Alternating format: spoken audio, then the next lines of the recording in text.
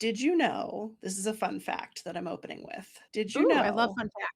that the very first time that I ever made a counter offer to an employer after receiving an offer from them was the place that you and I just left? Get out of Dodge. Yes, offer was made. It wasn't what I was expecting, so I countered, and that was the first time that I'd ever done that in Okay, my career. question. Is it because that's the first time in your career leading up to that point you had ever received an offer you weren't hoping to receive, or No. no? Oh, Definitely okay. not. So that would mean Definitely that not. you accepted plenty of offers that were not what you had wanted leading up I to then. accepted exactly 1, 2, 3, at least 4. Really? You weren't waiting for them to say no, you said no on your own behalf for those other opportunities. Yeah, it was like I'd get Oh, the offer and I'd look at it and I'd be like, "Well, it's not what I was expecting, but I don't wanna rock the boat and I don't wanna make it awkward, so I'll just accept this and then work really hard, and then I'll ask for more money later." And oh guess what? my what? Never asked for more money later either. But wait, and let me guess, did they on their own say, "You know what? We know that we lowballed you and you didn't negotiate for yourself, so therefore we're just gonna open our purses here and give you more money." Did that ever happen? No. Oh, okay. Sure didn't. It sure didn't. Today's topic is something that I've definitely struggled with, especially in my professional career, but I was reflecting, there's some personal side stuff too that I want to talk about. But this was the biggest glaring area where I noticed that I've really negotiated against myself leading up to this Wow. point in my career. So here's another fun fact for our listeners. You joined the organization that we used to work at together before going out on our own, Mhm. and you reported to me. I did. Guess what? I would have What? been turned off if you did not try to negotiate more for yourself. I definitely did not intentionally try to lowball you. I just want our Sure. listeners to know that that's not even how I roll. But and also at the same time, as with any employer, I knew that the owner of the organization that we came from, I knew that there was room if you did want to negotiate. Mhm. And I would have been really, really disappointed if you didn't try to counter. So good job. Thank you. I appreciate it. Yeah, it's something that I've struggled with for a long time, and we'll get into a little bit more about how this has played out in my life. And I'm sure you have some examples as well, especially with the coaching work that you do and the people that you work with. I think this is something that runs rampant that women do all the time in various facets of their lives. Yes, let's get into it. Most NDAs keep people quiet. Ours does the opposite. Around here, NDA means no dicks allowed. Not men, the behaviors that keep women small This is the podcast for women who are done shrinking. and ready to rise. I'm Amanda Kaczurka. And I'm Elizabeth Sapola. Welcome to NDA.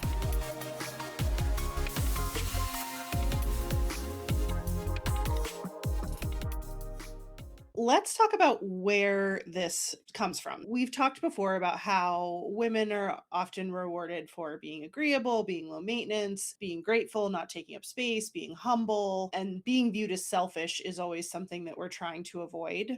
Right. I've heard it a million times when it comes to self-care or taking time for yourself, and this is no exception. So it's not wanting to appear too demanding or, "Oh, I should be grateful for what I have," and wanting more is selfish. I would even venture to say that most women, we have these full blown conversations in our minds. In these conversations, we are answering questions that nobody actually asked about ourselves. So it's Mhm. almost like we don't wait for the rejection. We reject ourselves first, kind of like what we talked about Sure. in your example earlier, because I'm going through all the different people I've coached, all the different people that I've mentored throughout my career, I've managed, I've led. I'm even thinking about my own daughter, and even back to myself when I was in high school and younger, before I really flipped a switch and decided not to negotiate against myself. But yeah, it's like we convince ourselves they're probably just going to say no, or I don't want to be a bother. And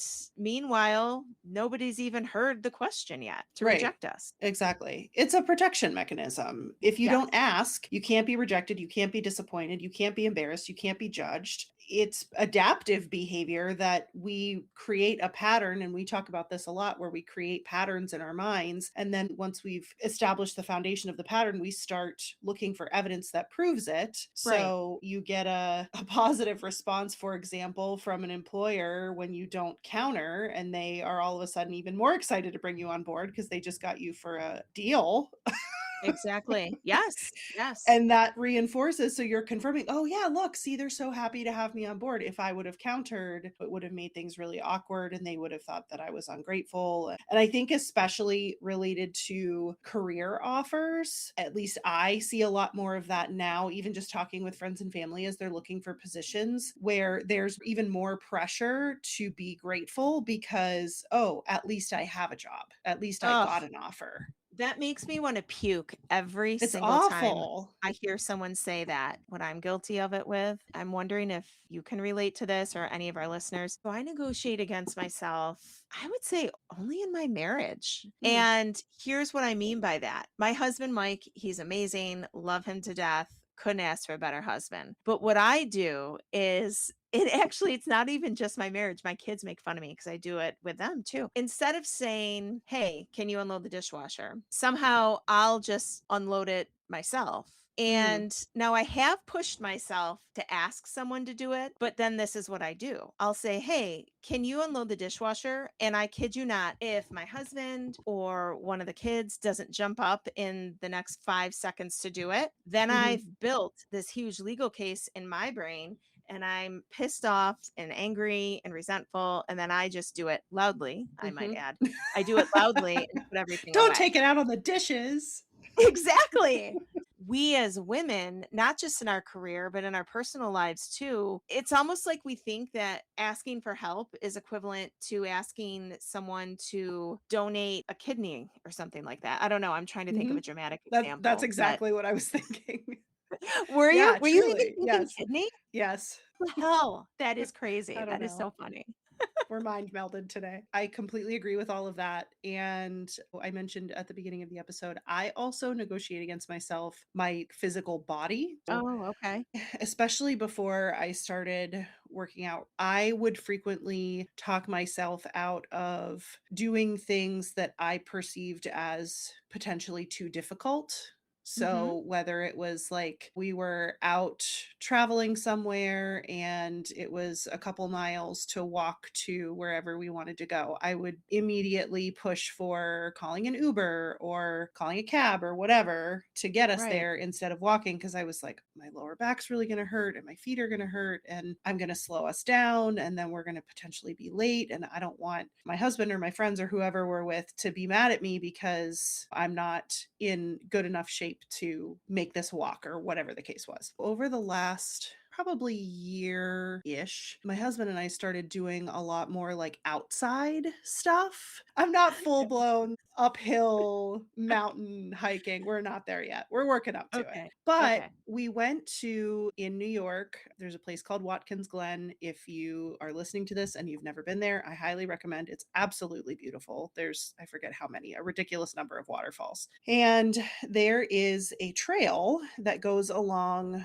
in the glen, and the trail goes along the water. It's gorgeous views the entire way. There are, depending on which direction you take the trail, there are a lot of stairs. Okay. So if you're going one direction where you're going downstairs the whole time, the view isn't as breathtaking, I think personally. Right. So you have to take the harder route to get the better views. And Ooh, when we went last year, I was very nervous about going on this trip and am I going to make it? Am I going to slow us down? All these stairs, this is going to be an issue. And for once, I decided not to talk myself out of it before we got there. And nice. so we did it. We did the trail. We actually did it both directions because we got there and there's a bus that runs from either end of the trail back to the parking lot, but it wasn't operational that day. So I was like, okay, well, to get back to where we parked.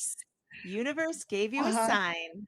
Sure did. So we did the trail both directions. We did the upstairs direction first and the downstairs direction back, but I did it. And were there points where I had to stop because my knee started to hurt or I just needed to catch my breath? Yep. But you know what? Mhm. We had gorgeous views to enjoy along the way. So we just kind of took our time and took a ton of pictures and just really stopped and enjoyed being in the moment. It was our anniversary trip. So just celebrating being together and our 11 years of marriage. And so after that trip, I think that was what was a turning point for me Oh, in I love that. not negotiating against myself physically. I love that for you. Yeah, that whole burden notion. Mhm. Every that was definitely an undertone of those stories you fought off in your mind so Mhm. that you could do that and actually enjoy your anniversary trip. That's Yeah. beautiful. I look back at those pictures frequently because they're just so gorgeous, and I think to myself, like, how many opportunities I've missed out on because I was just telling myself, "No, you can't do this," before I would even try, and so now we've started really getting more into the outside stuff, and I actually said to him we were doing a trail walk, I don't remember how long ago it was, but I turned to him and I said, "Why haven't we done more of this?" And he kind of, like, looked at me endearingly and was like, and then very kindly said, "Because you never wanted to." Oh, Which was wow. true. I was Yes. always the one, he's game for whatever. I was always the one who would say, "No, I can't do that," or "No, it's not a good idea," and it was coming from a place of embarrassment and not wanting to be a burden and not hold him back from enjoying an experience because he was worrying about me. Right. So, that's a shift. It's still a work in progress, but I'm doing a lot better with it than I used to. And that's all anyone can ask. I have a hot take on something career I'm excited. related, Let's hear actually. it.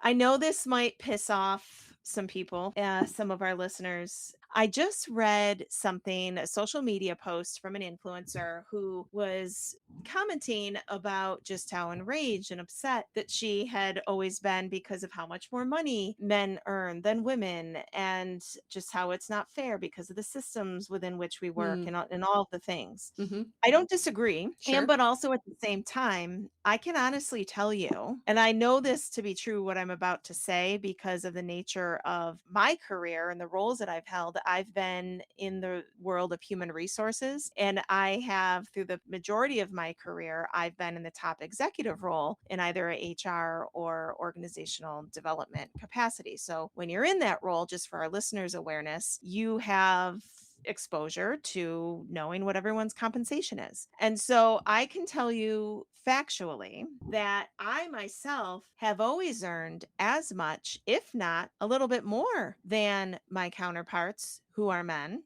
and Mhm. my peer equivalents. Why? Because I never was afraid to ask for it. And not only ask for it, but to do it in such a way as to say, this is how much I need in order to make this work. And it's basically a boundary, a hard line that I drew. And the employer could decide, yes, you're worth it, worth the investment to our organization, or no. And then they might pass. But I can honestly tell you, I think that so much, not entirely, but so much of the reason why there's pay disparity with men versus women is because Mhm. of what you said at the beginning of this episode, where we are almost born apologizing or born trying to not be a burden. And we negotiate against ourselves and we decide it's better not to ask because we don't want to be rejected or inconvenience anybody. I don't know. Mhm. What's your reaction to that?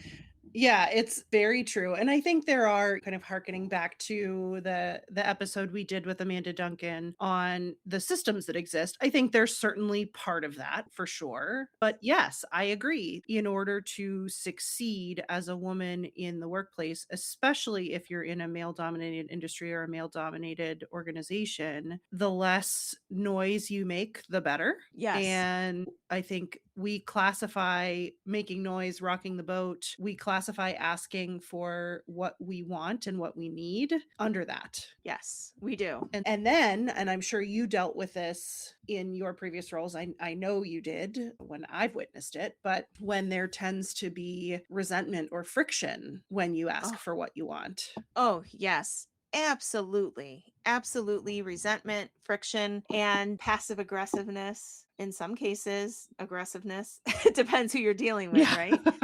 It But does. the thing is, if you can go into the ask knowing your worth, knowing your hard line, knowing your boundary for whatever it is you're asking for. I'm not even just necessarily saying that it has to do with money because it doesn't. It could be Mm-mm. asking for more openness for you to test some creative ideas you have for your Mhm. business or your employer of where you work. Or I'm trying to give real life examples of some of the things that I asked for that maybe weren't monetary. I think ultimately the goal here isn't becoming willing or getting comfortable with hearing no, because rejection is rejection. It stings. We're not asking you to just suddenly make all this peace with rejection because that's not realistic. But Right. what you are looking for here is the win. And the win, again, not the outcome, not I made the ask, I got what I wanted, because that's not going to happen all the time either. No, The win is making the ask. absolutely. The Yeah. win The is win taking is that step. yes. And for people who aren't used to making the ask, there are little baby steps Sure. that you can take. Yeah, I don't know, absolutely. like Amanda, you've been out to dinner with me or lunches when we've Mhm. worked together or traveled. And what have you noticed about me? I'm just curious if you've ever noticed it when I'm Mm, placing my order. do you apologize a lot? Are you one of No. those Oh my people? God. Do I I not? don't know. I'm gonna Shit. pay attention next time, though. The reason I said that is because I have an experience, spoiler alert, it's actually the shrinking behavior I'm gonna share today that I Okay. witnessed yesterday when somebody was placing an order with a number of apologies. Oh. But no, I don't that was just the first thing that came to my mind. Okay, no. So what I do is I'm like, "Oh, I would like this dish, but can you modify it in this way?" There's always a Oh, modification. it's So you've like noticed when that? Harry met no, I've never noticed that. It's like when Harry met Sally. That's one of my Yes. favorite scenes. Yes, On the and Side I'm is a not very trying big thing for you. it is, and I'm not trying to be difficult, I'm not trying to be too much, I'm not trying to ask for too much or inconvenience anyone. I know what I like, and I'm not afraid to ask for what I like, and I'm very Mhm. kind about it. Guess what I'm saying is, for those of you who aren't used to asking for what you want in the big ways, you can do a little experiment and give it a try with something small. So when you're out to dinner, ask for extra sauce. My husband, I remember when we were dating, and I thought he was crazy. And what was even crazier is the fact that it freaking worked more often than it didn't. This man would ask for a discount. He looked at everything like a What? negotiation. I swear to God, we could be cashing out at the grocery store. He would say to the cashier, "Do you have any discounts?" Or, "Hey, I noticed that the packaging on this product is a little funky. We're taking a risk here by buying it. Could we get a discount? Could you mark that down a little?" I'm telling you, this man, What? yes, I That is swear. wild. That does not I align know. with the Mike that I know today. I know, but when it comes to that, he does. So I would say do an experiment and ask for something tiny, like even a discount. Be like Mike. Asking when you're in a restaurant if what comes out of the kitchen isn't exactly what you ordered, Yes. speaking up and saying something. I think I know I'm like that a lot of the time. I have gone out to eat with people who are like that too, where the order is not completely right. And sometimes it really isn't a big deal. And it's like, Sure. okay, this is fine. But then other times it's like, no, I ordered it this way because I wanted it this way. And whether it was a miscommunication on what the server wrote down or the kitchen just didn't read the ticket clearly, whatever the case Right. was, I'm not looking to blame somebody. I'm just saying, can I have what I ordered, Yeah, please? exactly. I'm thinking of even women that I have coached or do coach, even currently. And I've literally heard them say, and I'm sure many of our listeners have said in their own minds, well, I want to apply for this job, but I only have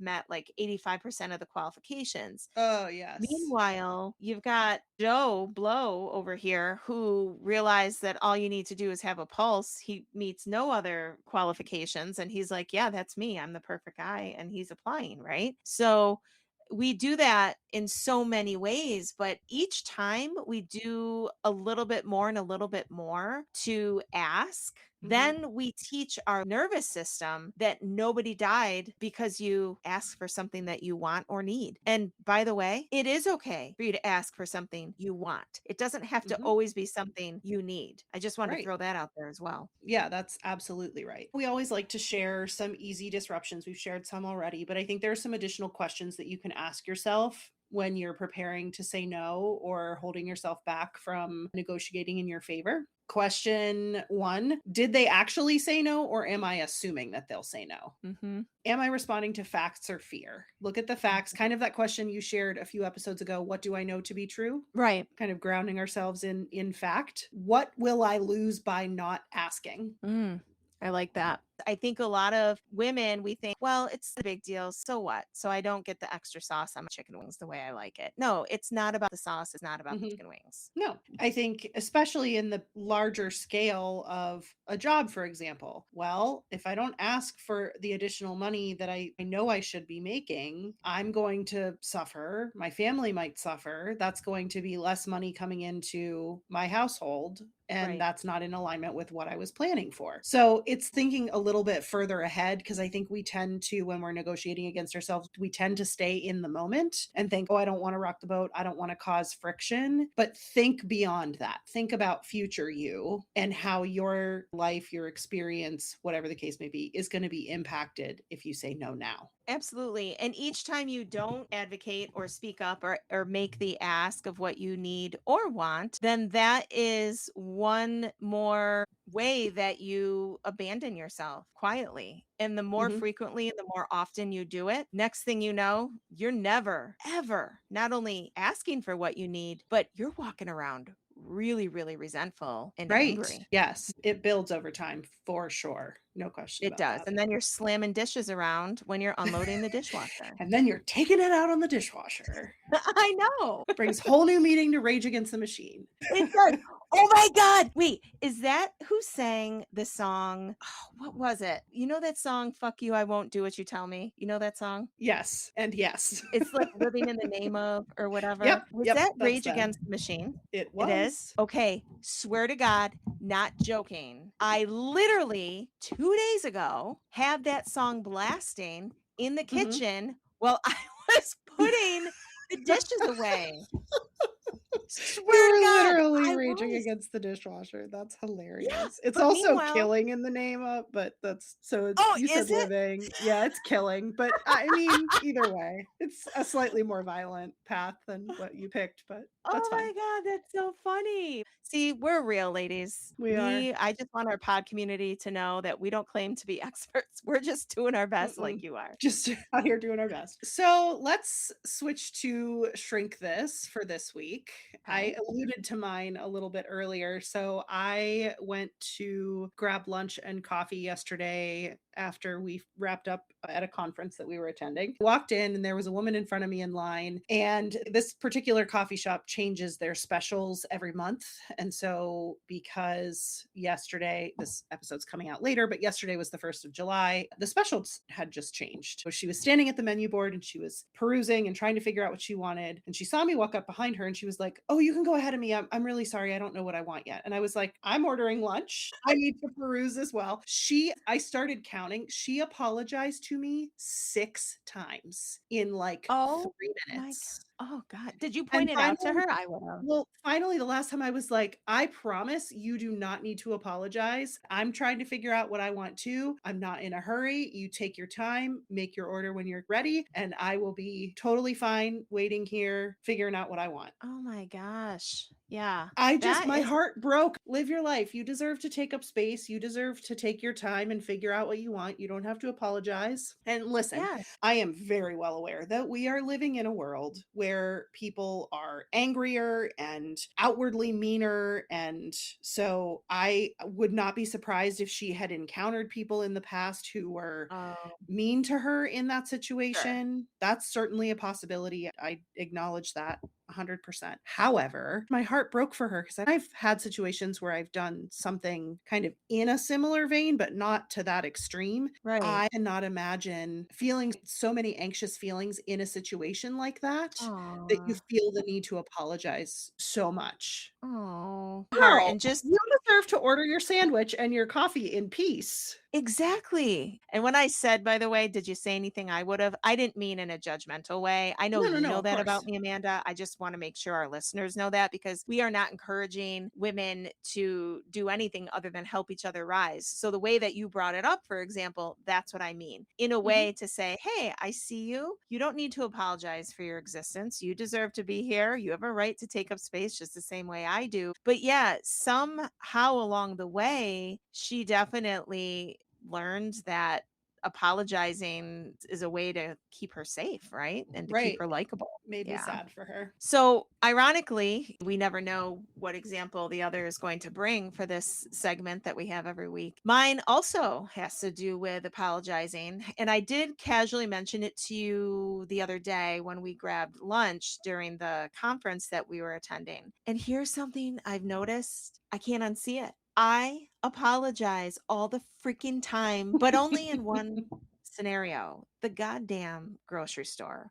I don't know why. Instead of saying, "Excuse me," I say, "I'm sorry," or, "Oh my gosh, I'm so sorry." What am I apologizing for? I didn't do anything wrong. And I'm even apologizing when someone else bumps into me. What Right. am I apologizing for? I don't No. know. You're just out here trying to buy some groceries. Yes, It's like everybody literally else. like everyone else. And yesterday I went to Wegmans, which is an amazing grocery store. And if you are a listener in a state or a city that has a Wegmans, you know what I mean by saying it's next level. So I was at my local Wegmans grabbing something to come home and whip up for dinner. And there was this guy who had his car parked in the middle of the aisle sideways. And it was Okay. parked like he was Mr. Wegman or something. Come And you know on. what? I apologized. No. So, yeah, I don't know what the hell is going on, but I've started paying attention to this, I'd say the past month, and now I can't stop hearing myself. The bizarro thing is I'm having a really difficult time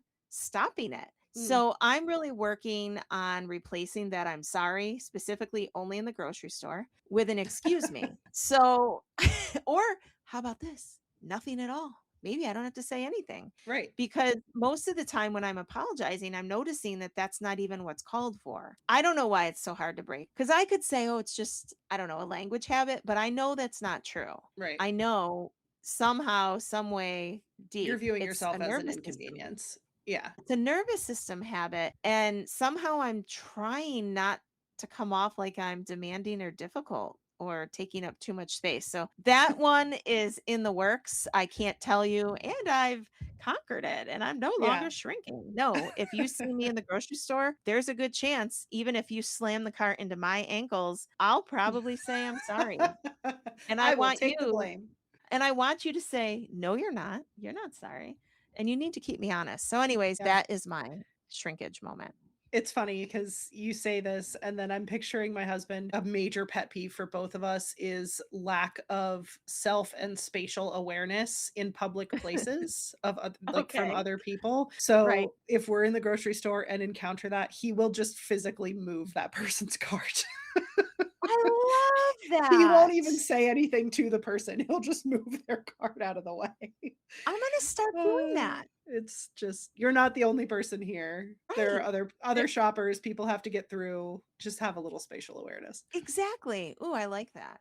So Love thank you it. as always for listening. We would love to hear from you. Any shrinking behaviors that you want to share with us, please send us a message on Instagram. We are at NDA_pod. You can also subscribe and do that on Spotify, Apple Podcasts, Amazon Music, pretty much anywhere you get your podcasts. We love to hear from you and share the behaviors that we're all learning from and growing from together. Some closing reflections on today's topic. We both shared lots of examples of how we negotiate against ourselves. And it's sometimes big things like how much money you're making when you're offered a position. And sometimes it's smaller things like asking for sauce on the side at a restaurant. But Mhm. we do it all the time. And in those actions, we're underestimating ourselves and we're robbing ourselves of the chance to grow and learn. Right. And Yes. that's what this podcast is all about, helping you grow It and is. learn. Every unnecessary apology, it's almost like a little withdrawal from your self-confidence account. And Mhm. a little apology here and there, or negotiating against yourself here and there, it might only cost a penny or a nickel one at a time, but I promise you, and for those of you listening, you feel it. Over the Mhm. years, it adds up. It really And does. so we challenge you after listening to today's episode, go seek out opportunities to make a little deposit back into that account. Yes, absolutely. The opportunities that change our lives often begin with an uncomfortable ask.